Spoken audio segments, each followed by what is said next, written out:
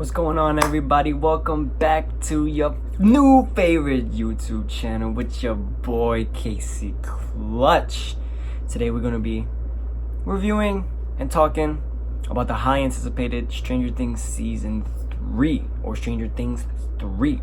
Now before we do that, make sure, if you haven't already, subscribe to this channel. Alright, there's some videos I got coming up, some reviews, some talks. Alright, I know I got more than 16 people that like my face. Alright? Alright. So once you do that, at the end of this video, like, comment. Really help me out. Let me know how I'm doing. Alright? I'm just starting this out. Alright? Move my hands a lot. Let's get into this video, baby. Alright, so some opening thoughts about Stranger Things 3. It was entertaining. I was laughing. I was smiling. It's the characters in the show that when you see them, they just give you a smile. I'm looking at you, Dustin. And it has that charm, but it wasn't as good as the first two seasons. And the reason I say that is because it just felt repetitive at sometimes. Alright, and also spoilers. Alright, spoilers, if you haven't finished it, you just cut it off right now. Come watch it later. But it's been a week, so I'm sure like most of you have seen it or are almost done with it. Alright, just putting it out there. So spoilers, they're repetitive. I just feel like, again, something comes out, a monster or something from the upside down, and it's sleeking, it's being really, in the shadows, and then the gang has to get together and they have to destroy it, even though it's usually 11 doing the work, and they save the day, and yay, and then there's loose ends and there's cliffhangers, and then boom. So kids coming, finding the monster, same thing. It's the same thing in this season with the mind flare coming out, and it's scheming evil things, and then 11 and the group have to go and beat it, and they beat it again, and boom, no percussions except for Billy, R.I.P. Billy, and I'll get to him. So also, it was more graphic than the other two seasons, in my opinion. There was a lot I was like, damn, especially when like the first rat blew up, I was like, yo, what? That's horrible, actually. But yeah, it was more graphic. I feel like in the whole, this season is enjoyable for newcomers, new to the series, and I feel like this season was more like a cash grab, kind of, just to put that out there. Since Stranger Things, the first two seasons really got up and became one of Netflix's top shows, and they just put it out here, and now everyone knows, and oh, you see Stranger Things, and yeah, more of a quantity thing. But alright, let's get into these pros real quick. Alright, so some pros.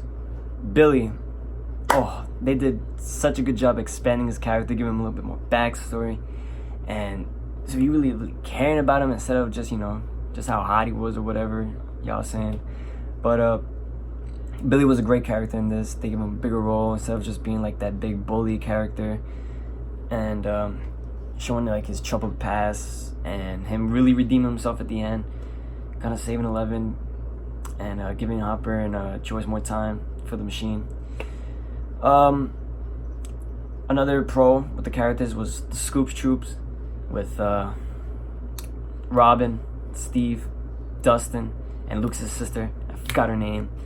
But all four of them, that chemistry between them was so good. It had me laughing, had me smiling this whole time. Robin and Steve was one of the top points in the whole season. Also Steve and Dustin, like right with the handshake, like that was great. That was great. And like I was saying, the whole thing with Steve and Robin, how I just love how they brought a male character and a female character in together, and everyone is thinking, oh, they're gonna get together. That's what usually happens in one of these shows. And no, that's not what happened. But they're still good friends. Alright? I love that about it. Alright? Because it just felt more realistic and just something like that can happen. Just happen in any day. They just become friends. Just like that. And they're really good together. They're a really good combination. I just love that. Steve and Robin. The finale, that whole battle with the fireworks, I really loved that. It was very action-packed. Had you definitely watching the whole time. The group still has great chemistry. When they all came in the mall, that was one of my favorite parts. It just felt like something out of the Avengers, right? Like, just imagine that scene with the bum bum bum bum bum bum bum bum bum bum bum bum bum bum, and they're all like bum, bum, bum, bum, bum. That's the whole time I was like, oh, the whole gang's here. That's cool, and new people, and yeah. So those were most of my pros. Oh, and also the end, when the group leaves, you could feel it. Like, it was super emotional when they're all hugging, and you just see Will in the background just bawling his eyes out. I was like, oh no, they're splitting up. And that's just how it felt like when you were a kid and you just had to go away from your friends. Sometimes they're moving, and it was just like, damn. It's just a huge hit when you're young, you know. And Hopper's letter, man. I don't even know what else to say. You know what I mean when I say Hopper's letter.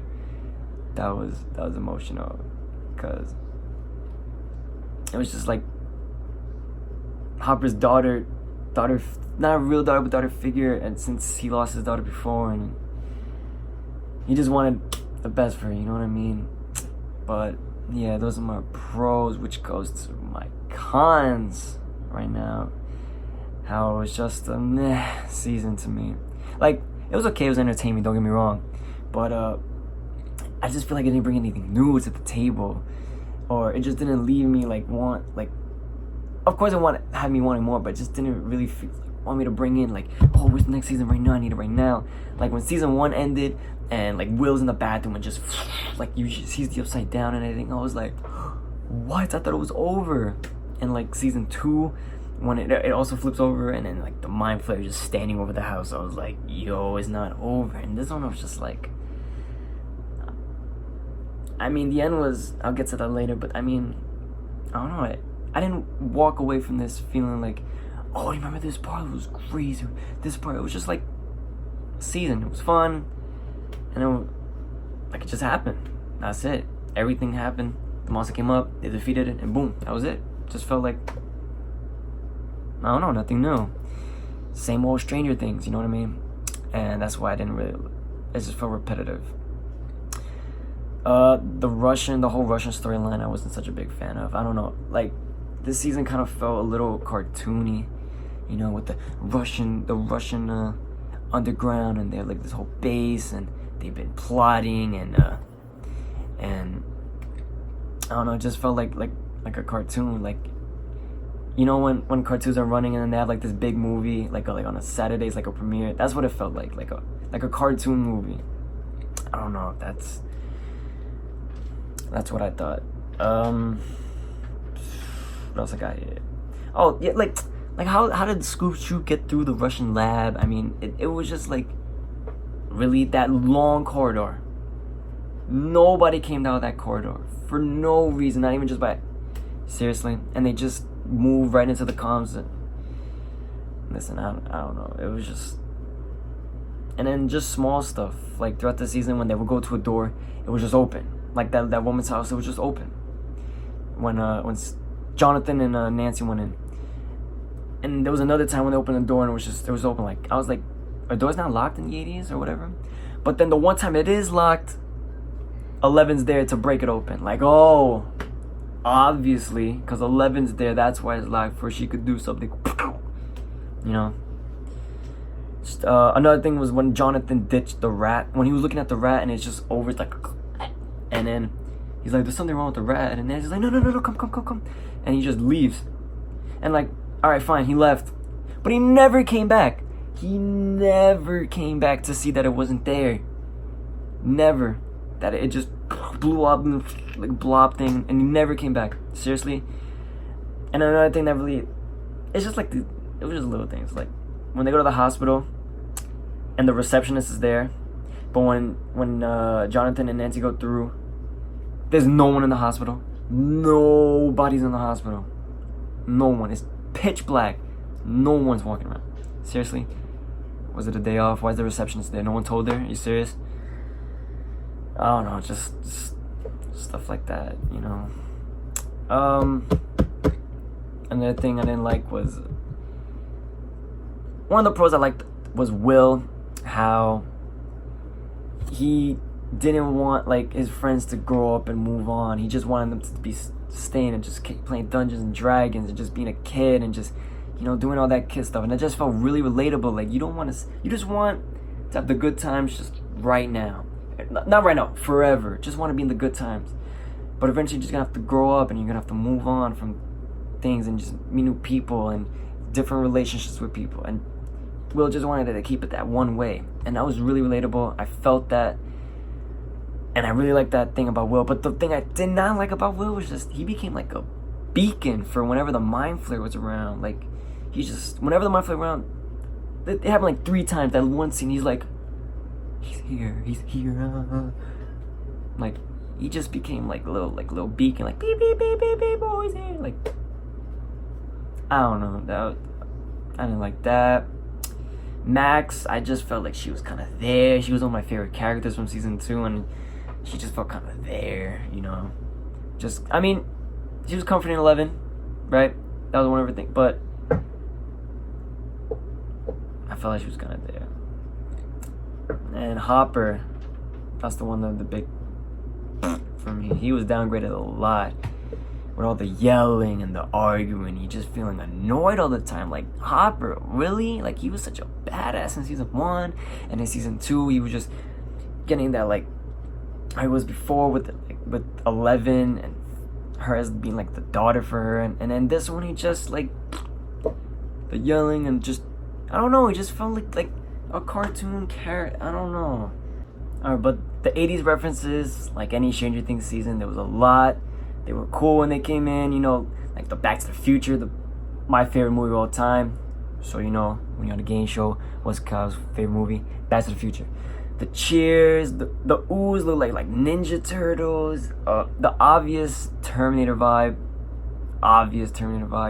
The Thing, that vibe, how it was like in a little secluded area, and then you don't know if someone is like a Mind Flayer or whatever. The disguising, the never-ending story knot, like the song when Dustin and Susie sing. Like, at first I didn't realize it, but when I looked at the song, I realized, I was like, oh wait, this is this? And it's funny because the song on YouTube, it went from 55,000 views to 40 million views in like, what, a few days?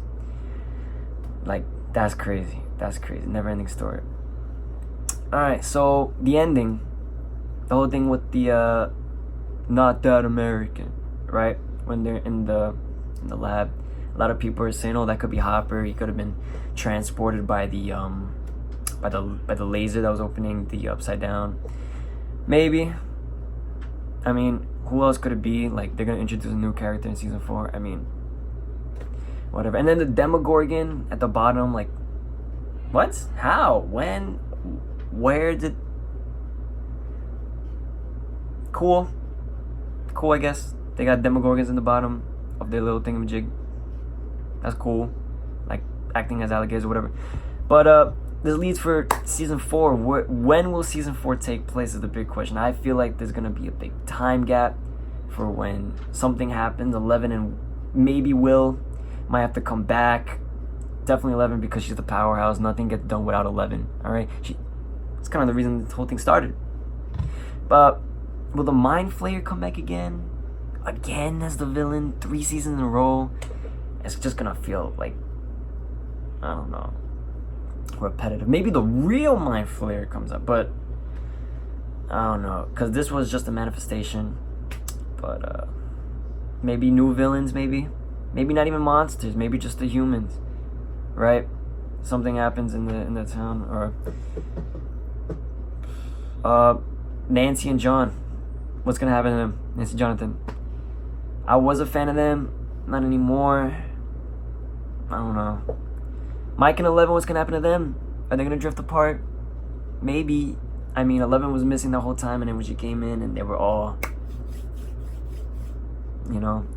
But what if like some new girl pops into Hawkins, and she's bad, and Mike's like, yo, and then 11 shows up, and that would be crazy. That'd be some 90210 business. Some drama like that. Nah. But you know, they're both young, and Mike said I love you, and she said I love you, you know, so young love, am I right? Young love. Steve, what's gonna happen to Steve? My guy Steve, man, he's not the ladies' man no more. He's struggling out there. Even at the ice cream shop, dude. Damn. But he has become a better person. That I like about him, you know, ever since that slut shaming thing at the movie theater in season 1 from Nancy. He still became, he's a better character. And now with Robin, she's gonna be a good wingman for him, I think. It's gonna be cool. I wanna see what happens to my man Steve. With the hair, man. What's gonna happen to his hair? Beautiful hair, let me tell you. And oh man, Joyce, what's gonna happen to Joyce? Everyone she meets, something happens. Her first husband leaves, and then my son Bob gets mauled to death by some demogorgons. And now Hopper is who knows where, dead, transported, time travel, which is a theory that some people have been saying. Like, Joyce, man, you might need to take a break for a bit. Like, your heart, what is happening? Joyce. But, you know, this video is getting pretty long. In conclusion, season 4, I want it to wow, alright? It might be the conclusion. I think there might be 1 season, 2 seasons. It better end with a bang. And I mean, like, some people gotta die, alright? So it could feel meaningful. One of the, not to sound crazy, but one of the kids, something's gotta happen to them where they feel this emotional weight. 4 seasons, alright? And they just win every time, and nobody gets hurt, nobody gets nothing. Something's gonna happen. Watch. But yeah, season 3 felt repetitive, using the same formula. I felt like it was just an excuse to get it out there. Just get everyone thinking about Stranger Things again. Just hoping season 4, you know, bang, gets crazy like seasons 1 and 2. But those are my thoughts on Stranger Things season 3. If you got anything you like to say, you got any thoughts, any predictions for season 4, anything you like, dislike about season 3, let me know in the comments. Or you can hit me up at Casey Clutch on Instagram. Alright. It's been your boy, Casey Clutch Camacho. All that, you know it already. Go subscribe, go like, go comment. I'm gonna be back next week most likely for The Lion King. With Childish Gambino, Darth Vader, Beyonce, all them in that. I'm out of here. Everybody take care.